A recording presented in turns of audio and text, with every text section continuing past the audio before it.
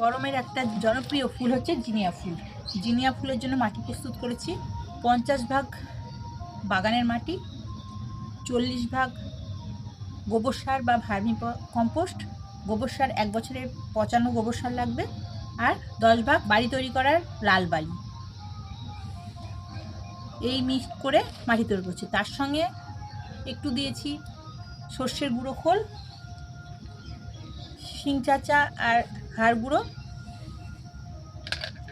আর এটা হচ্ছে নিম খোল। এটা মিক্সড করে আমি জিনিয়া গাছে মাটি তৈরি প্রস্তুত করছি। টব ঠিক করার জন্য খোলাঙ্কুচি দিয়ে নিয়েছি। তারপর এখানে দেবো বালি। খুব মানে জনপ্রিয় গাছ। আমি এবার প্রথমে লাগিয়েছি বাগানে। আমি এর আগে কোনোদিন এই জিনিয়া গাছ লাগাইনি।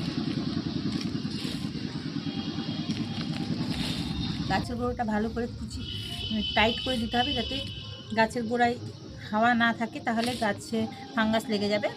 আর কিচ্ছু পরিচর্যা নেই। সপ্তাহে 1 দিন করে খোল ভেজানো জল দিতে হবে, ব্যাস। এবার টব ভর্তি করে জল দিয়ে 2-4 দিন শ্যামা জায়গায় রাখার পর সেমি সেটেই রাখবো কিছুদিন, তারপর রোদে বার করবো।